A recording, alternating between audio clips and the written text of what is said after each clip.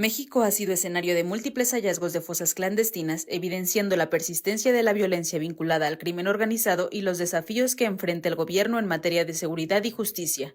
En enero de 2025, en Casas Grandes, Chihuahua, se descubrieron 72 cuerpos en 38 fosas, resultado de operativos basados en información proporcionada por miembros del crimen organizado. Simultáneamente, en Hermosillo, Sonora, el colectivo Buscadoras por la Paz localizó 39 fosas con 40 osamentas tras recibir una denuncia anónima. Estos descubrimientos y los más recientes subrayan la magnitud de la crisis de desapariciones en el país. La presidenta Sheinbaum ha anunciado reformas para mejorar las capacidades de la Comisión Nacional de Búsqueda, buscando una mayor coordinación y eficacia en la localización de personas desaparecidas. Sin embargo, colectivos de familiares continúan expresando el descontento, resaltando la necesidad de una implementación efectiva de las leyes existentes y una mayor voluntad de las autoridades en todos los niveles del gobierno. ¿Qué nos revelan estos campos de exterminio sobre las dinámicas de violencia y delincuencia organizada? ¿Qué puede hacer el gobierno al respecto? Esto y más en Lo Marginal en el Centro. Buenas noches a quienes nos acompañan en una emisión más de Lo Marginal en el Centro. Bienvenidas y bienvenidos. En el programa de esta noche platicaremos sobre las fosas clandestinas que se han encontrado en varios estados del país y que contienen los cuerpos de personas inocentes y víctimas de la violencia que impera en México. Para hablar de este tema nos acompaña esta noche Adela Cedillo, quien es profesora investigadora de la Universidad de Houston, columnista de Revista Común y activista de la memoria. Adela es especialista en violencia y en redes del narcotráfico en México y Estados Unidos. Doctora, un placer contar con usted en el panel de esta noche. Bienvenida. Gracias por la invitación. Y nos acompaña a nosotras Fabrizio Laruso, quien es investigador de la Universidad Iberoamericana León, integrante de la Plataforma por la Paz y la Justicia en Guanajuato, que es una organización de acompañamiento político y académico a víctimas de violaciones a derechos humanos. Fabrizio es columnista y colaborador de medios italianos y mexicanos como, sin embargo, poplab.mx, La Verdad Juárez, Zona Docs y Revista Espejo. Fabrizio, muchas gracias por aceptar nuestra invitación. Bienvenido. Al contrario, muchas gracias. Pues comencemos con la charla de esta ocasión. Desgraciadamente, encontrar fosas clandestinas en México ya no es un evento extraordinario. Los hallazgos de este tipo, en lugar de disminuir, van en aumento y parece que entre más se busca, más se encuentra, no solo porque se hallan más fosas, más espacios de este tipo, sino también porque se descubren cada vez prácticas más inhumanas. Los últimos hallazgos de esta naturaleza fueron a principios de este mes en los estados de Jalisco y Tamaulipas principalmente.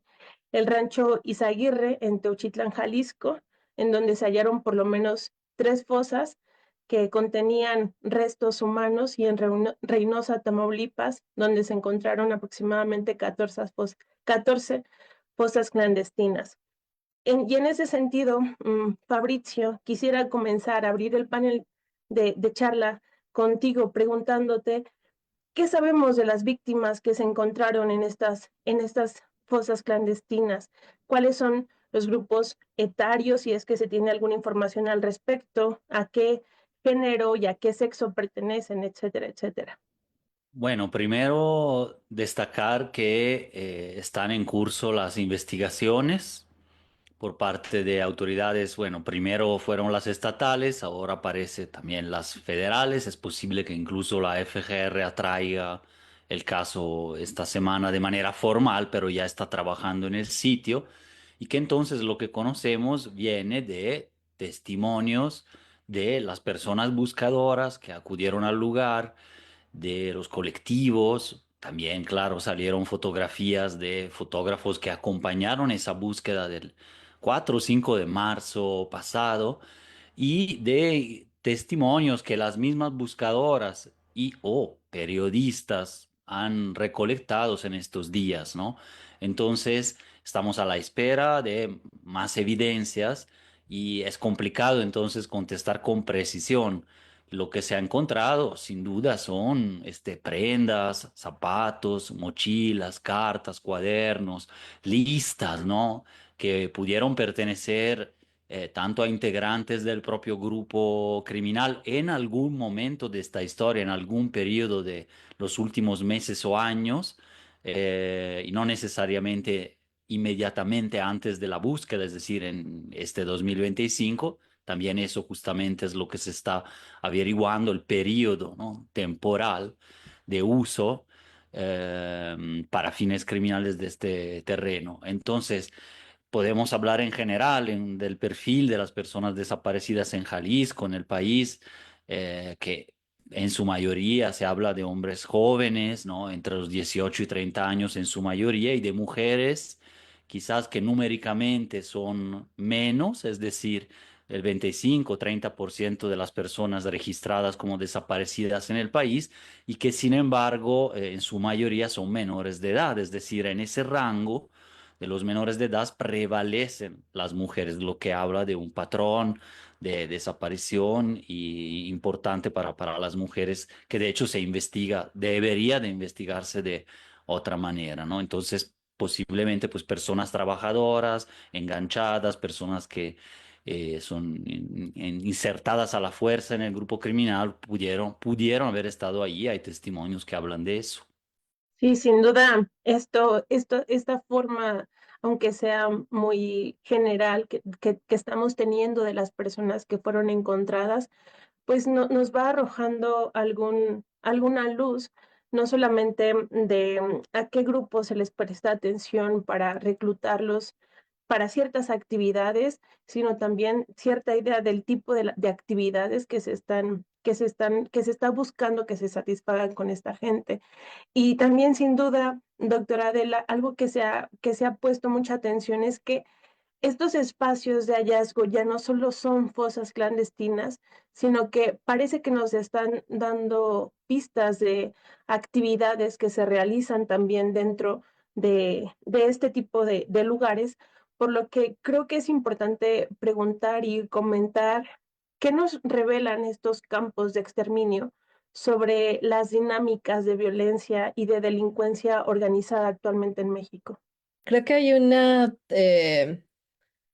falta de comprensión de este fenómeno en una perspectiva histórica, porque el reclutamiento forzado de personas de clase muy humilde, campesinos y clase trabajadora, no empezó por parte del narcotráfico, no empezó este sexenio ni el anterior, ni hace 3 sexenios. Es una práctica que viene de por lo menos desde los 70.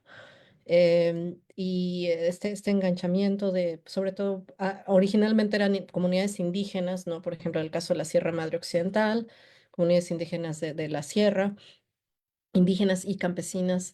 Entonces, los diferentes momentos en que ha evolucionado este fenómeno, vemos cómo esta práctica de reclutamiento, trabajo forzado, trata de personas, se va perfeccionando. A este punto donde hemos llegado, hay una máquina perfectamente diseñada, planeada, sistematizada, que consiste en esta constante abducción de personas. No es un secuestro, el secuestro es otro tipo de delito, es un error que de cualquier autoridad que quisieran tipificar esto como un secuestro, no es un secuestro, es una desaparición, que ese es el término, pues, que debería estarse usando, una desaparición forzada. ¿Por qué? Porque estos crímenes no solo son culpa del crimen organizado, las redes del narcotráfico, etcétera, sino que este conglomerado de actores, que es algo complejo. Estamos hablando de redes de macrocriminalidad donde agentes del Estado, de diferentes corporaciones policíacas, militares y de la administración pública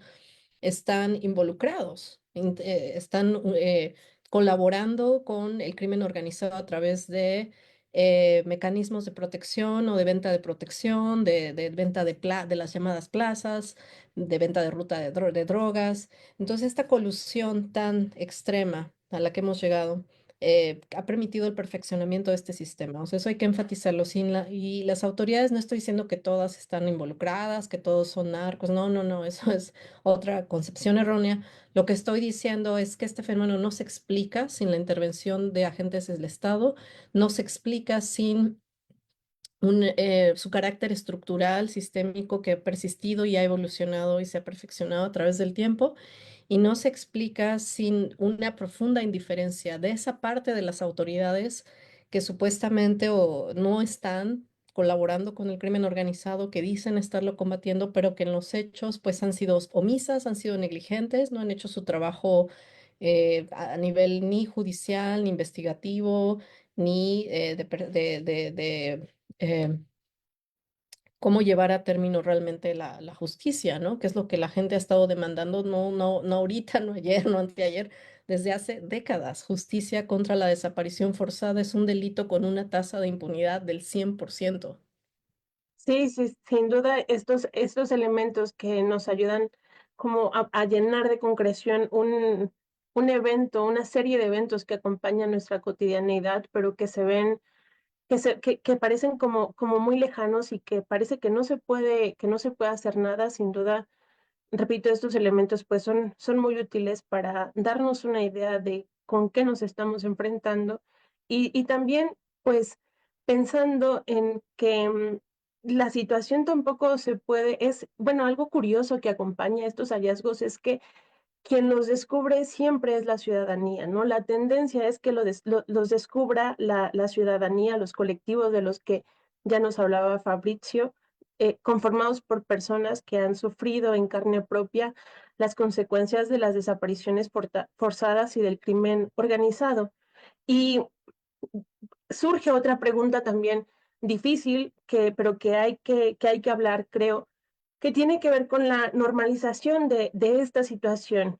Por supuesto que es muy debatible, pero quisiera preguntarle primero a usted, Fabrizio, ¿podemos hablar de que hay una normalización de la violencia en México? ¿Se está normalizando el hallazgo de fosas clandestinas, de restos humanos? ¿Y en qué sentido sí o no?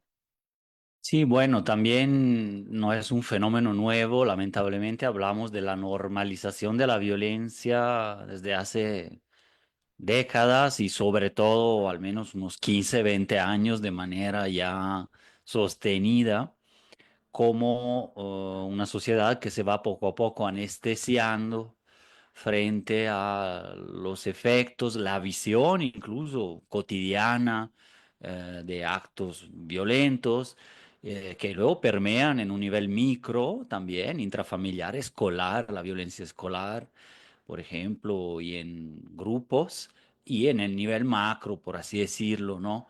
De los ataques a la población, estos campos de tortura, de secuestro, de exterminio y de desaparición finalmente, y ocultamiento, la presencia de fosas clandestinas en la vida diaria ya de los territorios ha trastocado cómo percibimos nuestros viajes, nuestra vida diaria, que estemos o no metidos, digamos así, en este campo de análisis o de acompañamiento a grupos, eso ya ha cambiado la forma de vivir en México cotidiana, de las y los jóvenes mucho más, me parece, generando un efecto que a la postre es una represión social generalizada, ¿no? La extralimitación de todos los grupos, de las mujeres, de grupos sociales de diferente tipo y en general de la población en su libertad de no solo de tránsito, sino de cualquier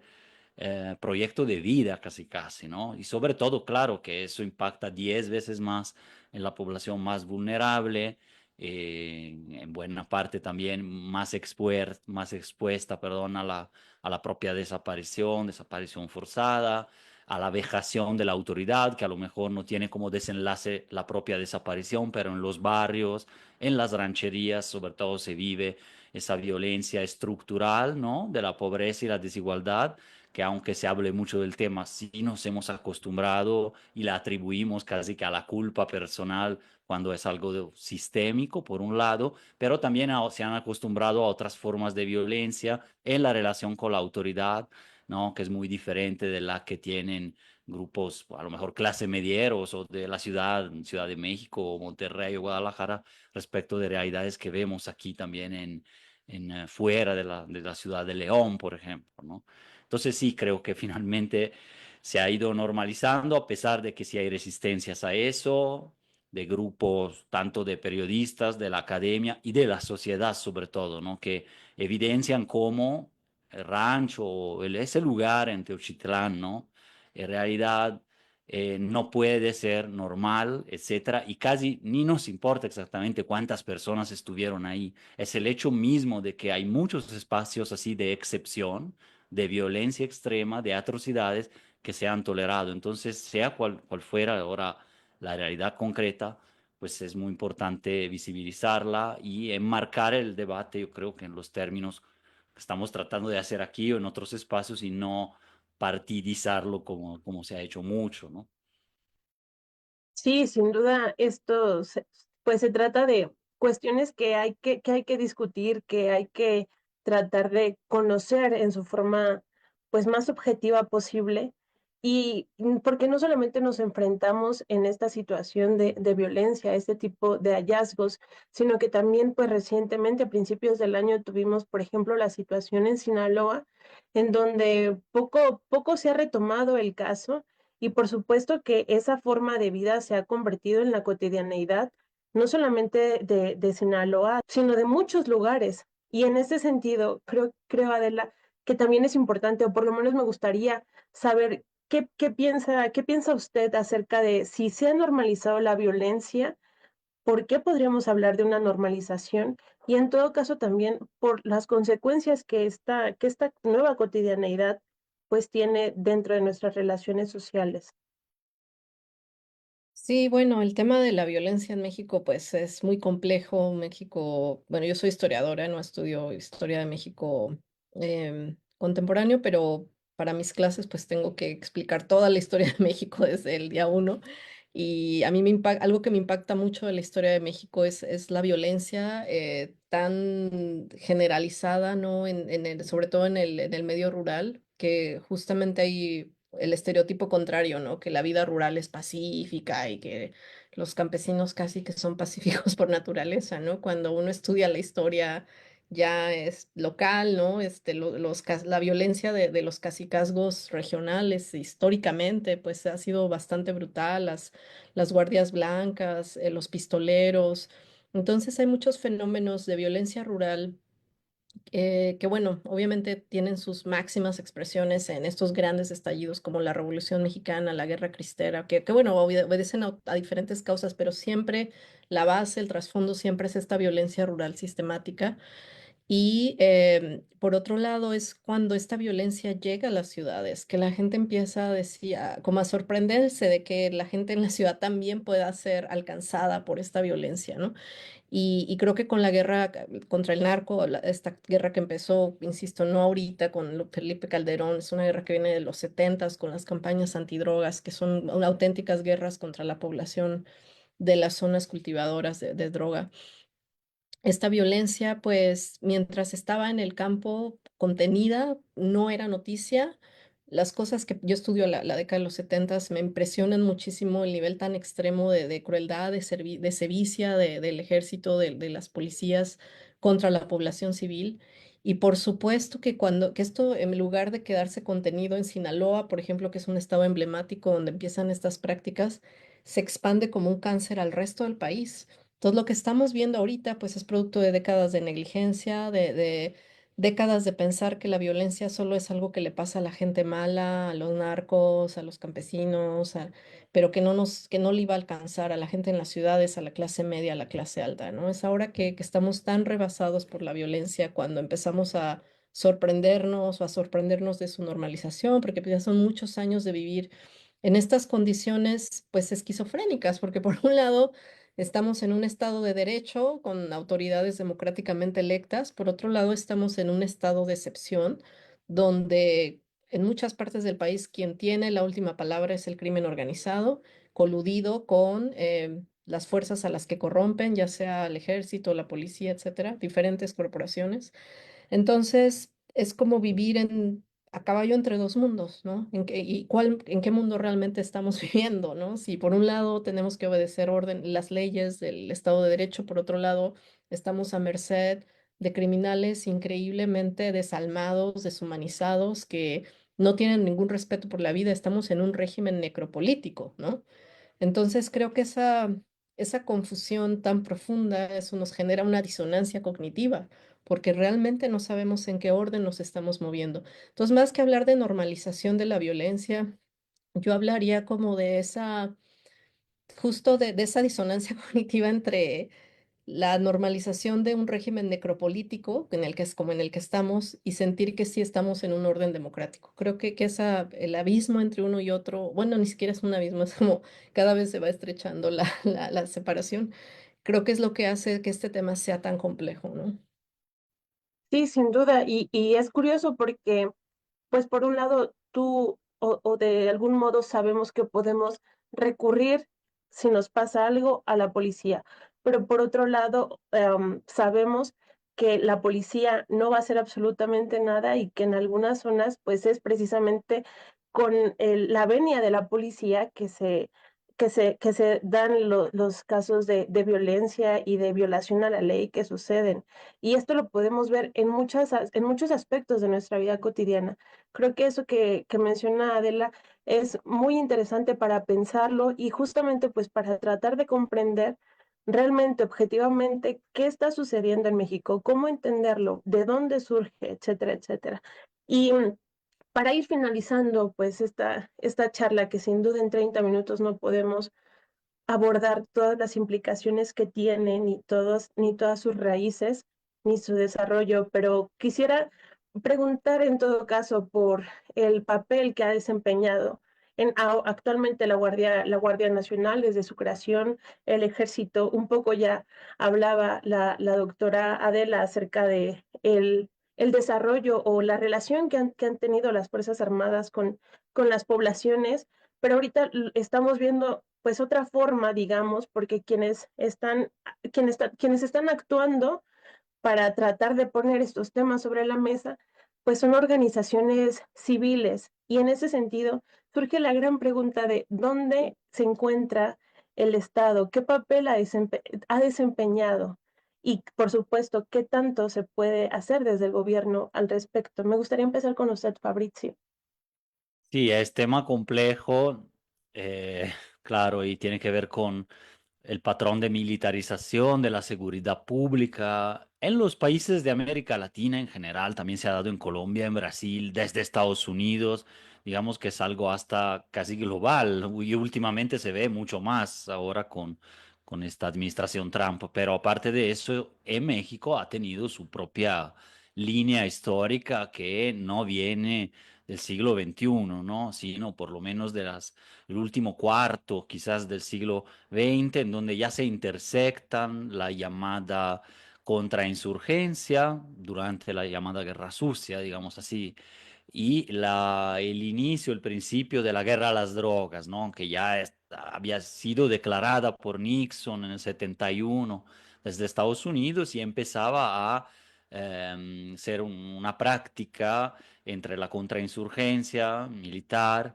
y otros aparatos también y la propia guerra a las drogas, que luego ya en el siglo XXI se vuelve el eje discursivo también, la guerra al narcotráfico, etcétera, y se construye un nuevo enemigo que normalmente justamente coincide con el joven, hombre joven precarizado, racializado de ciertas comunidades, etcétera, como el enemigo público y luego también especula, digamos, como espejo de eso, la figura del narcotraficante también, en donde el combate militar va escalando en contra de este enemigo supuestamente poderoso, ¿no? Etcétera, pero en donde en realidad lo que va haciendo es aumentando las violaciones a derechos humanos en los territorios en contra de ese otro enemigo más bien precarizado, racializado, etcétera, popular, si lo queremos ver así, que es el blanco en general de detenciones, incluso detenciones, desapariciones, ¿no?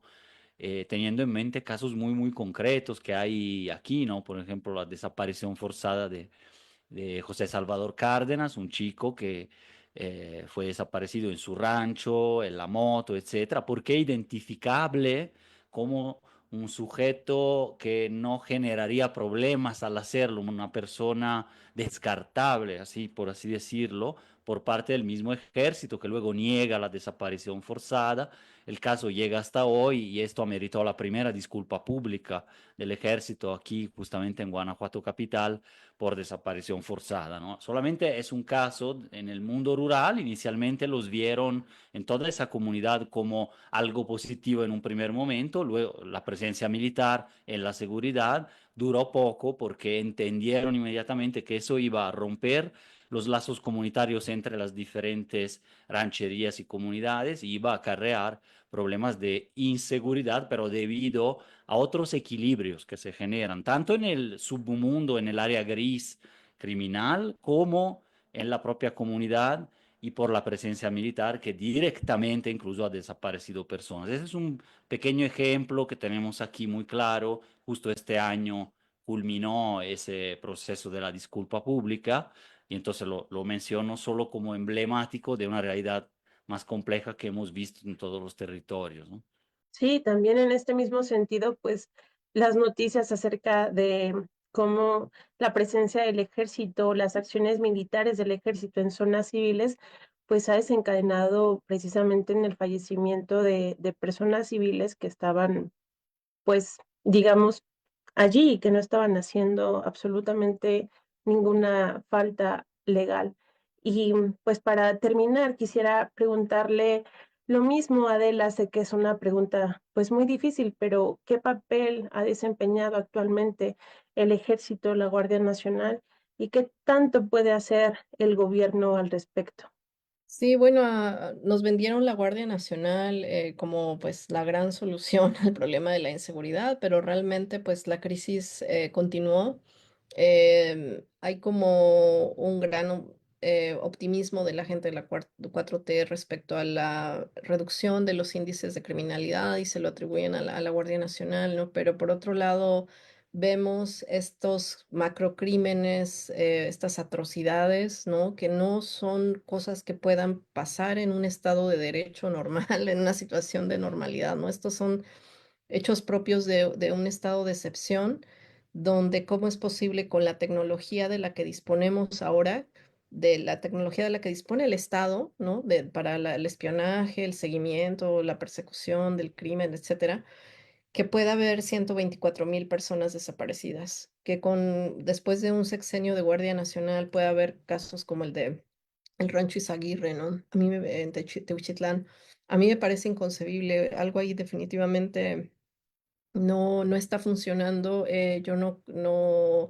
Yo creo que la Guardia Nacional pues no logra romper con este patrón estructural del ejército, ¿no? Donde el ejército pues se ve sistemáticamente involucrado en violaciones graves a los derechos humanos o está coludido, o los jefes del ejército, o sea, la alta oficialía del ejército, algunos, no estoy diciendo que todos, pero muchos oficiales coludidos con el crimen organizado, venden protección, ¿no? En las plazas, etcétera, todo este sistema pues cuyo último fin, pues finalmente es el lucro, ¿no? El lucro con la vida humana en sus diferentes formas, no solo a través del narcotráfico, sino a través de una serie de prácticas como la trata de personas, etcétera, ¿no?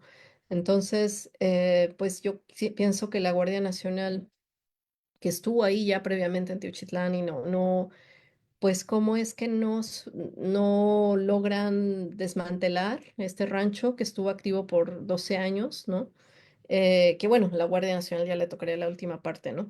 Pero aún así, cuando hicieron la inspección el año pasado, pues no logran desmantelar este lugar, no, y no solo eso, sino que la actual administración hace un esfuerzo propagandístico por ocultar, por poner en duda los hallazgos, por poner en duda el trabajo de guerreros buscadores, y eso a mí me parece que es una revictimización, eso es una perpetuación de la atrocidad, es una voluntad de no querer esclarecer, de no querer aceptar el fracaso de la Guardia Nacional, de este modelo que nos vendieron como ahora sí México va a ser un país seguro porque tenemos una Guardia Nacional y la Guardia Nacional pues simplemente no escapa a estos patrones de pues que han sido el modus operandi del ejército mexicano, ¿no? En los últimos Pues básicamente desde que se instauró el modelo contrainsurgente, de la década de los 60 para acá, el ejército ha hecho lo mismo que sabe hacer, ¿no? Que pues es no respetar, ¿no? El Estado de Derecho, los derechos humanos y no actuar, no intervenir para proteger a la población de estos crímenes atroces como la desaparición forzada, la tortura, la ejecución extrajudicial. Hay una ciudadanía indefensa y una ciudadanía agraviada y tratar de ocultar estos crímenes pues solo empeora las cosas.